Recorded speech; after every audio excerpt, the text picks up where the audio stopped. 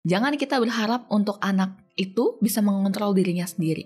Karena anak itu masih berkembang, kontrol dirinya, emosinya masih belum stabil gitu ya, masih labil. Jadi wajar mereka nyari tempat aman di handphone.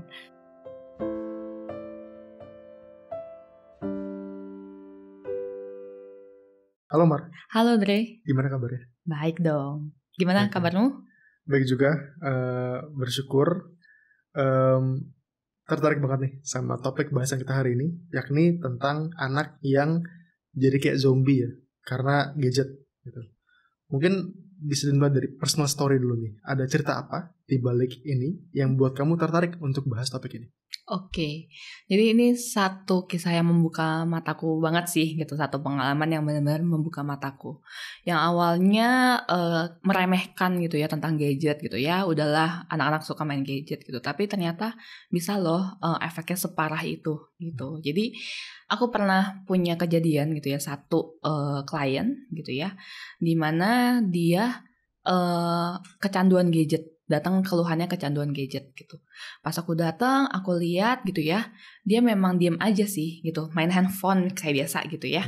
Nah, terus dipanggil nggak nyaut, disebut namanya nggak nengok gitu, jadi nggak ngerespon. Terus sorry nih, ketika aku dekat gitu ya, ternyata tuh badannya cukup bau. Nah, orang tuanya bilang dia tuh udah nggak makan, dia makan udah kacau banget jamnya, tidur cuman sejam 2 jam seharinya gitu. Bahkan mandi tuh dia nggak mau. Jadi perawatan dirinya tuh udah nggak bener lah ya gitu. Jadi udah nggak teratur lagi hidupnya. Dia cuman di gadget, depan gadget di kamar doang. Setiap harinya, setiap waktunya.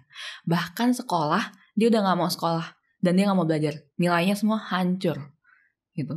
Terus aku pikir ya udah kecanduan gadget biasa kali ya gitu.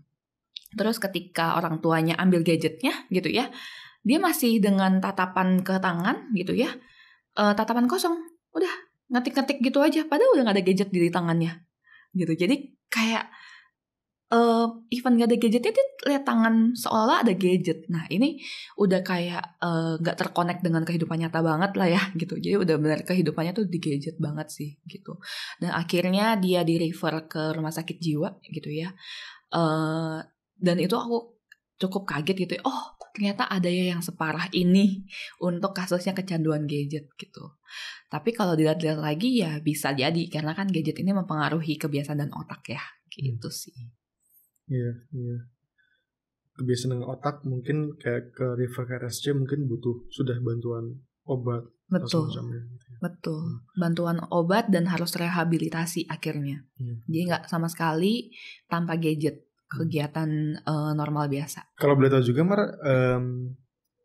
waktu anak itu main gadget seperti itu yang dia kulik itu apa sih? Yang dia mainin itu apa? Dia mainnya itu kayak Mobile Legend, PUBG gitu sih gitu. Jadi yang memang bermainnya kan begini ya, yang nggak begini gitu. Dia main game gitu ya? Main game online. Oke. Ya kalau dariku sih aku pun juga ada personal story ya.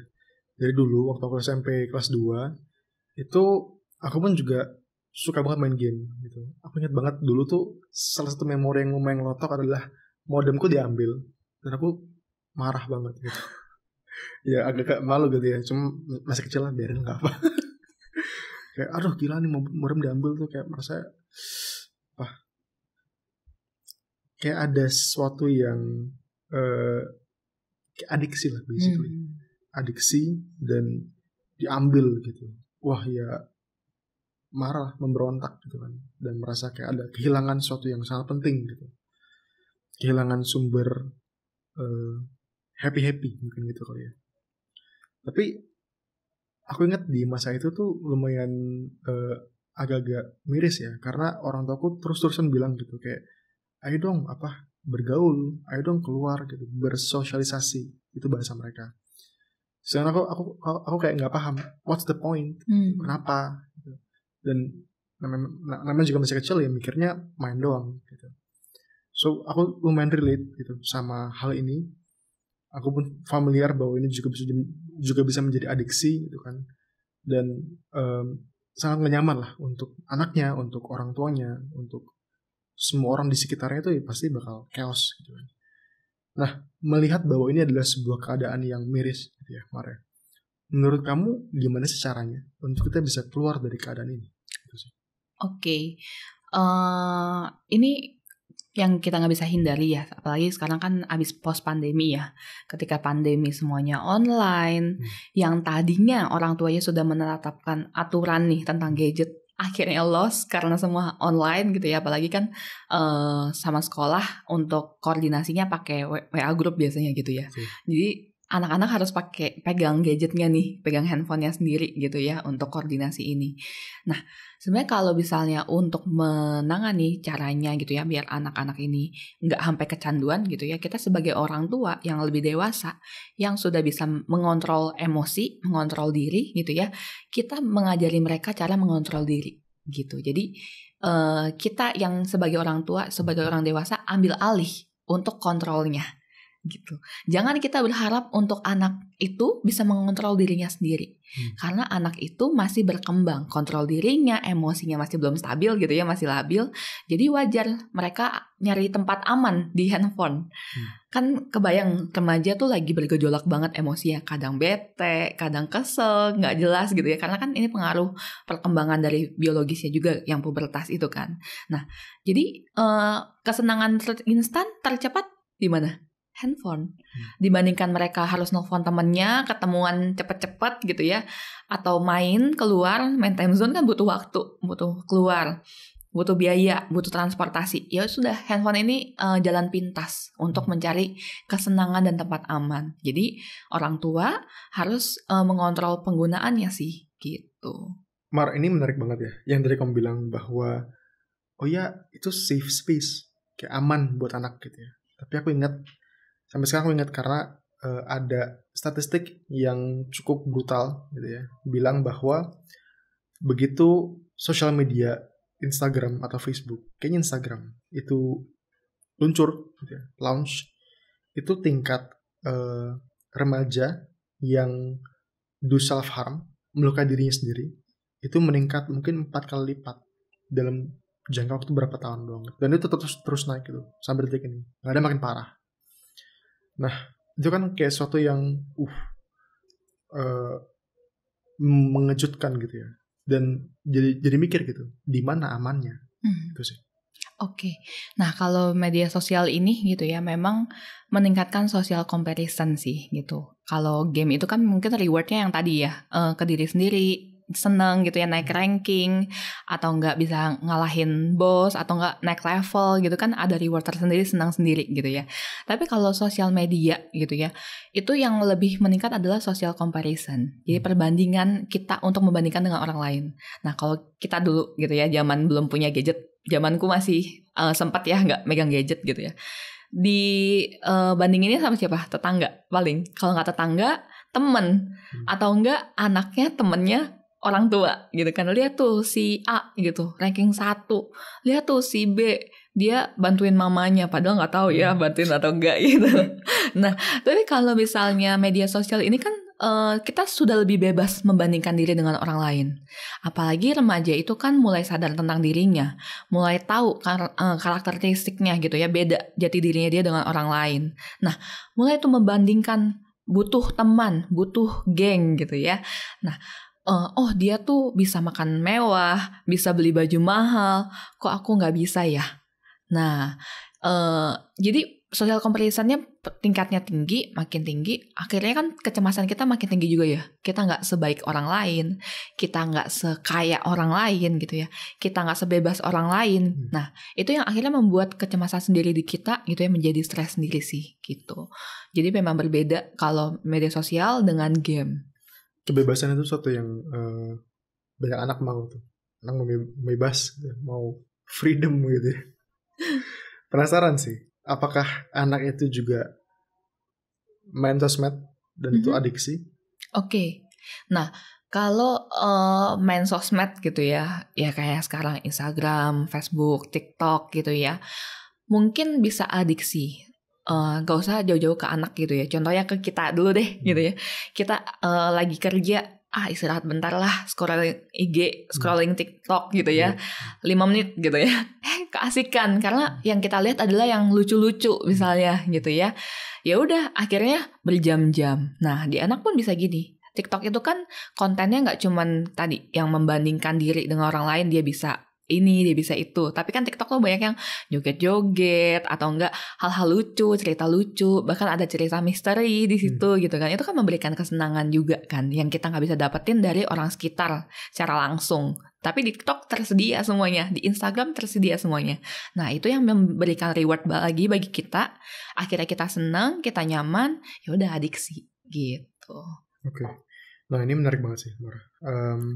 Karena bicara soal anak yang jadi zombie karena gadget, itu ya basically kan kalau dari ceritamu dan dari ceritaku itu kan karena game ya, game terus kayak diserap sama itu dan butuh banget nih. Kalau nggak ada stimulusnya, langsung meledak, langsung kacau gitu kan. Jujur kalau di ceritamu udah mungkin even worse gitu, karena udah hilang mungkin koneksi dia sama realita gitu ya, kayak gini gitu kan, kayak wah gimana gitu. Nah, tapi ngomong soal adiksi itu kan pasti berhubungan banget sama dopamin ya, hormon dopamin dan neuro nih. Aku penasaran banget sih, karena even aku yang dewasa gitu ya, aku main YouTube Shorts itu juga bisa tuh lost in time, karena kan murni kocak kan, konyol gitu, lucu dan baru, terus setiap kali scroll baru gitu kan.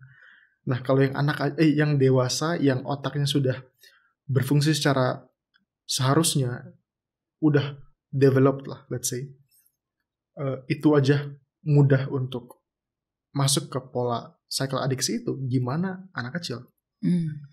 Apa sih yang terjadi di otak ketika orang itu adiksi, let's say sama gadget? Oke. Perbedaan antara dewasa dengan anak-anak dulu ya, di otaknya kan memang kalau orang dewasa sudah lebih berkembang, prefrontal cortexnya, di mana dia sudah bisa itu bagian yang gue nggak bentar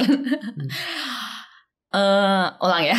Nah, oke. Kan kalau misalnya di otak dewasa dan otak anak tuh berbeda ya. Anak tuh lebih masih berkembang otaknya. Kalau udah dewasa itu udah lebih matang gitu. Nah, salah satunya bagian prefrontal cortex gitu. Nah, ini kan berhubungan dengan mengontrol dan membuat keputusan gitu, impulsivitasnya gitu ya. Nah, kalau di dewasa itu udah lebih matang. Jadi kita udah lebih bisa ngontrol, tahu mana yang baik, mana yang buruk, tahu apa yang kita harus lakuin, kita udah bisa membuat keputusan gitu ya, mempertimbangkan apa yang kita harus ambil keputusannya. Tapi di anak-anak ini masih berkembang. Nah, si gadget ini gitu ya, mengurangi kemampuan itu. Jadi yang harusnya kalau lebih detail lagi gitu ya, ada materi abu-abu di anterior cingulate cortex gitu ya, di mana ini menahan untuk impulsivitasnya orang gitu ya, tapi ini berkurang karena gadget. Akhirnya kita cenderung impulsif soal gadget nih gitu ya.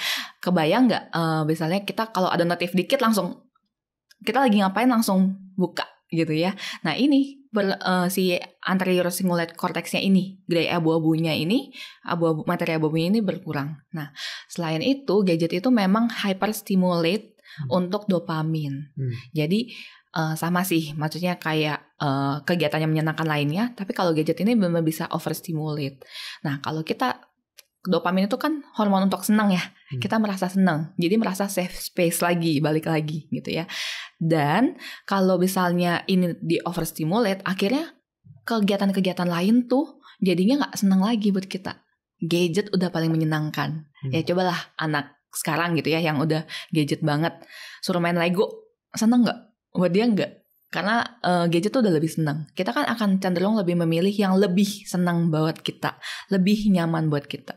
Nah ini akhirnya jadi adiksi gitu. Jadi memang pengaruh banget sih ke perkembangan otak, apalagi anak yang lagi berkembang gitu ya.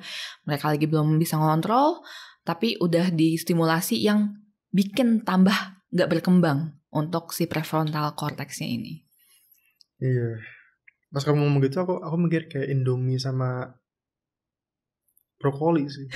Kayak kalau udah terbiasa makan Indomie sama ciki gitu, ngapain gue makan brokoli? Emaknya sampai berbusa gitu ngomong kayak, brokoli ini enak loh.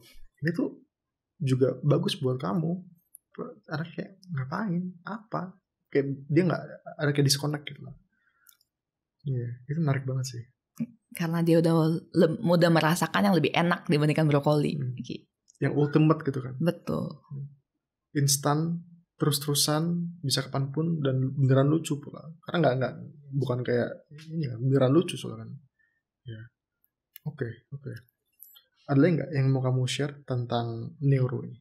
Oke, kalau neuro ya itu aja sih. Paling ya kalau misalnya di dewasa tadi kan udah lebih matang. Kalau di anak lagi berkembang gitu. Kalau distimulasi dengan gadget ya perkembangannya ini pasti terhambat sih. Akhirnya ya efeknya kemana-mana gitu ya.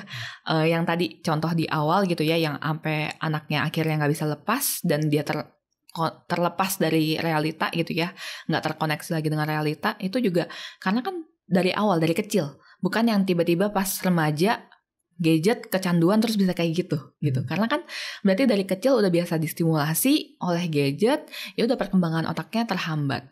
Beda kalau kita orang dewasa gitu ya, yang kayak aku udah dewasa baru megang gadget. Nah, kita udah lebih matang tuh dari sisi otaknya, udah lebih bisa menentukan mana yang baik, mana yang buruk. Nah, apa yang perlu, apa yang nggak perlu.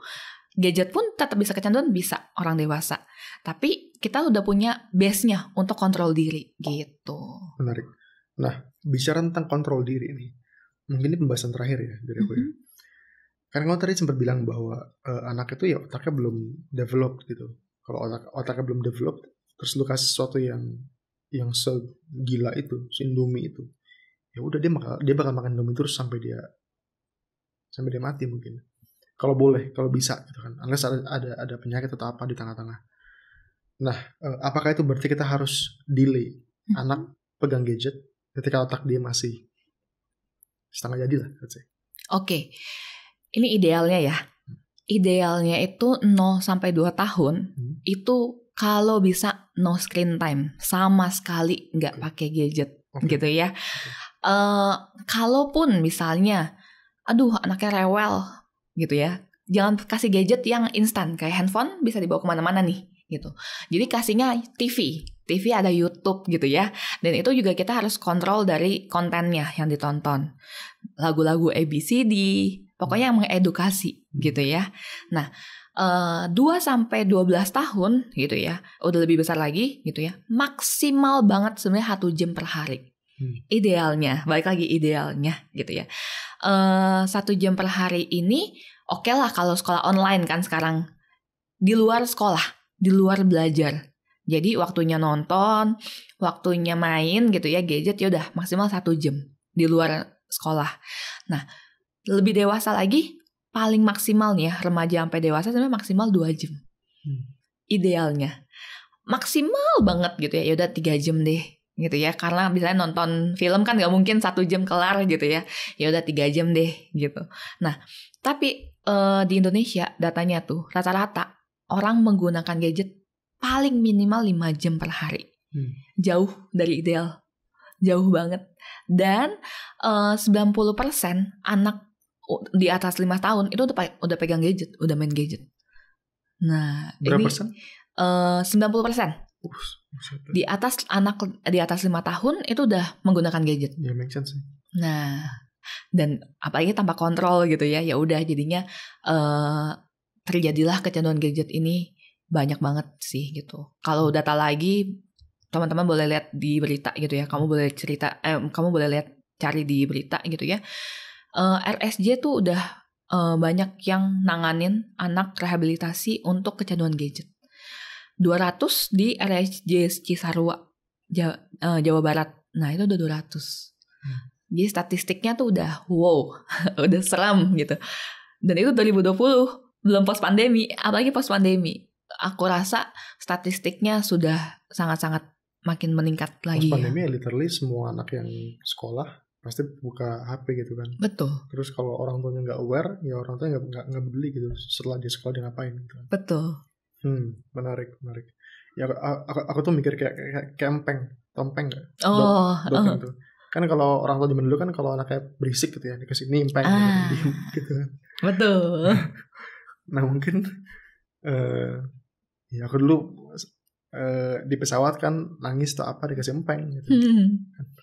Dulu pernah empengnya hilang, terus udah tuh. Satu pesawat denger tuh. Mungkin mirip gitu lah sama kayak gadget gitu, kayak aduh anak gue rewel nih, kasih gadget lah, ntar lu gini terus lah. All day every day, yang penting dia diem gitu. Yang penting dia kayak terhipnotis sama kontennya gitu kan. Iya. Yeah. So, kontrol ya. Jadi orang tua nggak harus merasa bersalah ya kalau harus kontrol waktu screen time anaknya. Enggak dong. Mungkin memang kalau di dunia nyatanya gitu ya, di praktek aslinya gitu ya, orang tua tuh sulit banget untuk nggak ngasih gadget. Kebayang mereka sibuk kerja, mereka punya pekerjaan rumah yang harus diberesin gitu ya, tapi anak rewel gitu ya, ya udah yang paling cepet gadget gitu ya. Kita juga nggak bisa nyalahin sih sebenarnya gitu, jadi orang tua sulit pastinya gitu. Tapi balik lagi, orang tua harus ingat sih, tujuan kita besarin anak untuk apa? Apakah kita akan selalu nyuapin apa yang dia mau gitu ya, atau kita harus cari cara biar dia bisa berkembang secara optimal.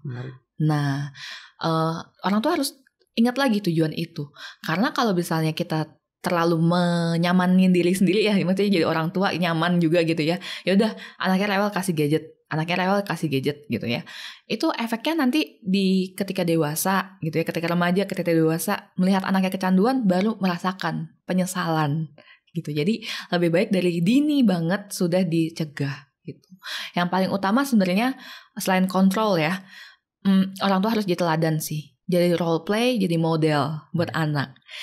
Karena banyak banget kasusnya gitu ya. Datang ke aku nih, anaknya kecanduan gadget gitu ya. Ketika diminta untuk stop main gadget, jawabannya apa? Lah papa aja handphone di tangan terus. Lah mama aja teleponan terus, WA-an terus. Ya sudah, aku juga seperti itu gitu. Nah, jadi orang tua harus jadi teladan, harus jadi contoh.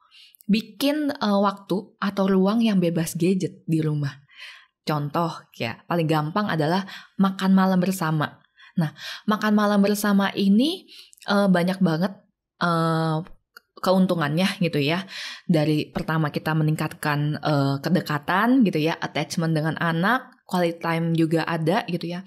Selain itu kita juga bisa ngajarin mereka untuk kontrol diri ketika makan, nggak tanpa gadget. Orang tua pun harus tanpa gadget ya. Jadi di meja makan itu bersih gadget gitu.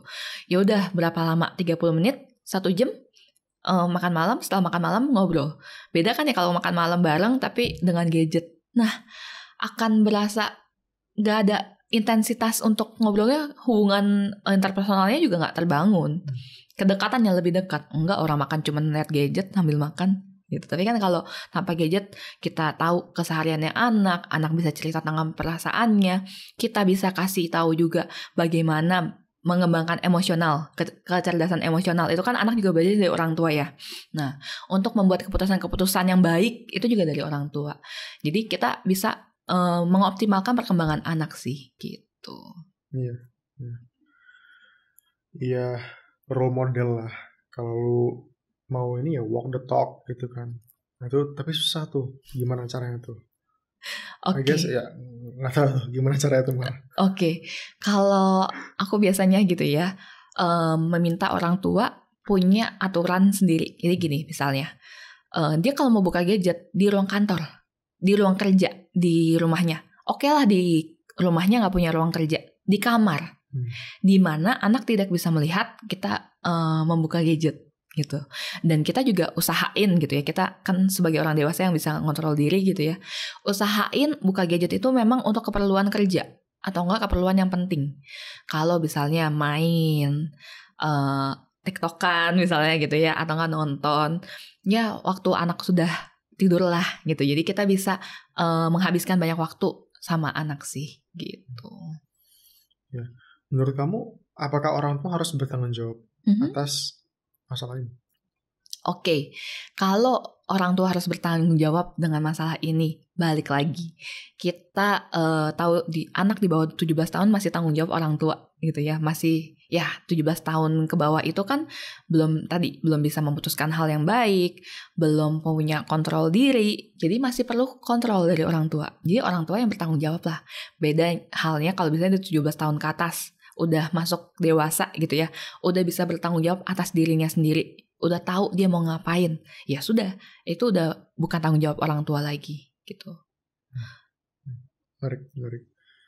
Nah, mungkin last question ya dari Kumar adalah untuk anak-anak di luar sana yang mungkin udah bosan ya dan malas gitu denger kayak aduh kontrol gadget ini itu gitu kan, kayak emang kenapa gue harus kontrol gadget, in your words gitu, apa sih yang mau kamu sampaikan gitu untuk mereka? Oke, kalau untuk anak-anak remaja dan anak-anak di luar sana gitu ya, yang kenapa harus kontrol gadget gitu ya, dunia itu nggak cuma di gadget, dunia tuh nggak cuma di sosial media, tapi yang kalian hadapi adalah dunia nyata. Nah, gimana kalian bisa ngomong depan orang, misalnya tanpa cemas, misalnya gitu ya, kan banyak orang yang akhirnya ke gadget online kan nggak tatap muka. Beda halnya kalau kita tatap muka pasti ada kecemasan sendiri gitu ya, ada rasa yang beda dibandingkan melihat layar gitu kan. Nah itu yang perlu dikembangkan kemampuannya gitu. Balik lagi, kita nanti bekerja itu dunia nyata, bukan dunia gadget. Bekerja dengan gadget bisa gitu ya, terkait teknologi, terkait sosial media atau web atau IT programmer lagi lainnya gitu ya. Tapi balik lagi, kita bekerja akan berhubungan dengan manusia. Betul. Dan berhubungan dengan dunia nyata. Setuju. Meskipun sekarang ada juga fasilitas kayak mau beli sesuatu lewat gadget gampang ya gitu ya. Tapi kan one day kalau misalnya itu nggak bisa dan kepepet dan habis, kamu tetap harus pergi sendiri kan gitu. Jadi balik lagi, kita hidup di dunia nyata bukan dunia sosial media. Jadi tinggalkan gadget itu, bukan tinggalkan ya, tapi kontrol penggunaan gadget gitu ya. Kembangin kemampuan lain di dunia nyata karena itu lebih penting. Tadi kita sempat bercanda kan kayak aduh ini kontroversial nih, ntar ada orang tua yang gimana gitu ya. Tapi I think orang tua menurutku pribadi perlu bertanggung jawab sih untuk ini. There's no other way around it. Aku pernah dengar orang ya bilang gini, tugas utama orang tua adalah make sure anak mereka terintegrasi ke struktur lingkungan sosial. Udah, itu doang, pretty much. Bukan itu doang, tapi itu yang paling dasar. Jangan sampai anaknya nggak terintegrasi ke lingkungan sosial dengan baik. Karena kalau enggak itu bakal jadi uphill climb banget lah buat mereka ke depannya gitu. Itu pun juga cukup menarik. Oke lah kalau gitu. Sip, ada lagi yang kamu mau tambahin? Mungkin terakhir kali ya.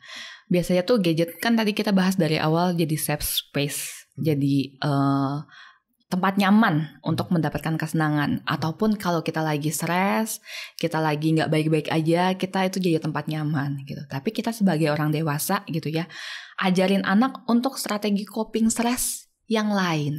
Nah, jadi kita sebagai orang tua gitu ya, kita sebagai orang dewasa juga harus tahu nih strategi coping kita yang baik tuh seperti apa. Nggak harus gadget loh. Contoh, kalau aku gitu ya, kalau khusus aku gitu, kalau lagi stres, lagi banyak kerjaan, aku reward diriku sendiri dengan beli kopi. Misalnya gitu. Meskipun kalau kebanyakan jadi nggak sehat ya, atau nggak apa. Ada loh misalnya yoga, olahraga, meditasi yang bisa menenangkan pikiran dan hati juga.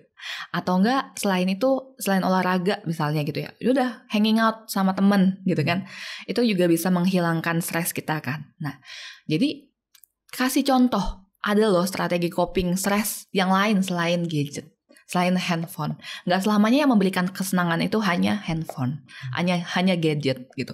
Banyak aktivitas lain, banyak kegiatan lain yang bisa memberikan kesenangan dan lebih bermakna dibandingkan kita main gadget gitu sih. Kenapa lebih bermakna? Karena kalau misalnya dengan gadget, balik lagi, kita kan hanya dunia maya. Kalau misalnya kita kegiatan lain yang di dunia nyata, kita nggak cuma ngembangin, membuat hati kita senang doang gitu ya, tapi kita juga ngembangin kemampuan kita. Terutama hubungan interpersonal aja lah gitu. Bagaimana ngomong sama orang yang berbeda. Kalau online kan kita selalu ngomong, kita peduli nggak? Enggak, kan cuma online. Tapi kalau dunia nyata nih, oh orang yang kayak gini nih, kita ngomongnya harus kayak gini nih. Orang yang kayak gini kita ngomongnya harus gini. Oh orang ini senang diginiin, orang gini senang gituin. Kalau sosmed, bisa gak kamu menilai seperti itu? dia pergi ya sudah, teman online. Di ghosting gitu ya sudah, dia teman online. Tapi kan gak mungkin kan kalau kita di dunia nyata kamu akan langsung walk out gitu ya. Lagi ngobrol nih, Andre pergi gitu kan, gak mungkin gitu. Dan kita kalau dunia nyata kan mempertahankan si komunikasi ini tetap bolak-balik, tetap nyambung, tetap enak, tetap enjoy.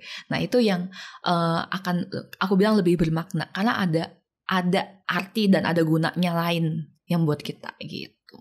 Bukan berarti bahwa yang dunia maya nggak berguna. Betul. Tapi yang di dunia nyata ini unfortunately nggak bisa dihindarin. Gitu betul. Kan? Karena mau kemana-mana juga kita bakal ketemu sama manusia. So might as well dinikmati juga proses interaksi itu gitu ya. Menarik. Oke, thank you banget Mar. Thank you Dre. Udah itu aja sih. Before close, oke. Aman ya. Aman. Thank you banget buat waktunya. It's a pleasure untuk ngobrol sama kamu. Dan I guess dariku sih itu. Sampai jumpa buat kalian semua di episode podcast Angkat Bicara selanjutnya. Bye-bye.